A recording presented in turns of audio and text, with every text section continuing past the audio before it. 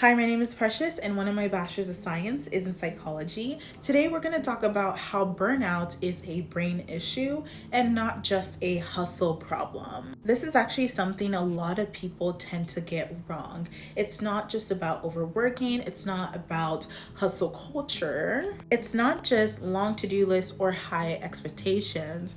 Burnout is a brain issue. And unless we start treating it like one, we're going to keep missing out on what we actually need in order to heal. We often define burnout as a physical exhaustion from too much work, but that's just an oversimplification. The World Health Organization, also known as WHO, actually classifies burnout as a syndrome resulting from chronic workplace stress that has not been successfully managed. Now, I want you to focus on the successfully managed portion. The symptoms of burnout is emotional exhaustion, cynicism, and reduced professional efficiency. Knowing all of that, it's so important to understand that something is happening under the surface neurologically when someone is experiencing burnout. Research by Van der Linden et al. In 2005 actually shows that burnout is associated with changes in the prefrontal cortex, the amygdala,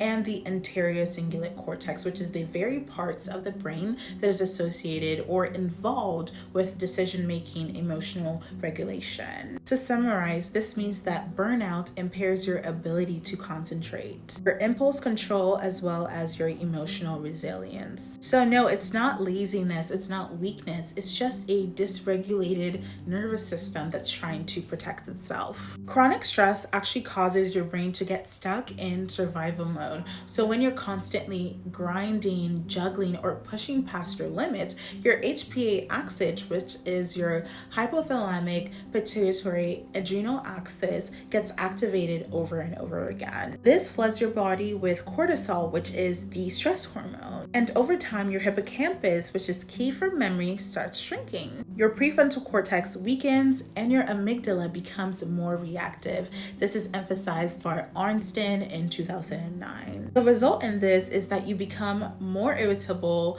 more anxious, less likely to regulate your emotions, and more forgetful. Your brain is literally rewiring itself to survive the overwhelm. This is why rest doesn't feel restorative when you're burnt out. This is because you're not just tired, your brain is literally overworked and unprotected. The key part to talk about when addressing the issue of burnout, it's that it's not about what you're doing, but rather how you feel while you're doing it. Emotional labor, which is the energy it takes to hold it together, to mask your feelings, or to stay professional when you're internally struggling, can drain the brain faster than physical work. When you're constantly pretending that you're okay, your anterior cingulate cortex has to work overtime to regulate that conflicting emotional state. And that in itself uses real cognitive fuel. And over time can lead to emotional blunting, detachment, or even numbness. If burnout is a brain issue,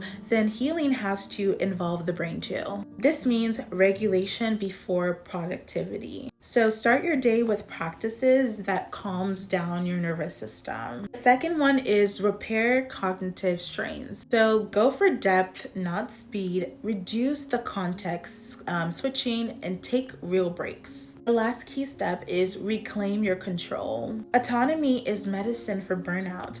Advocate for more flexible structures. Make small decisions that reinforce your agency. And most importantly, stop seeing burnout as a weekend off.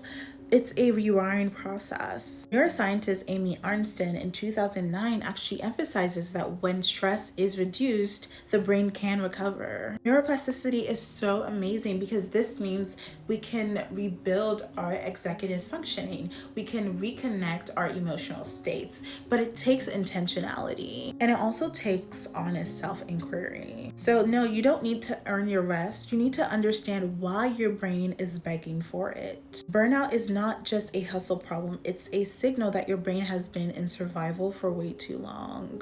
Protect your brain, heal it, and don't wait until it breaks for you to finally listen. That is all for this video. Thank you so much for watching. Let me know if you have any thoughts, questions, comments, or concerns, and let me know if there's anything that you'd like me to further expand on.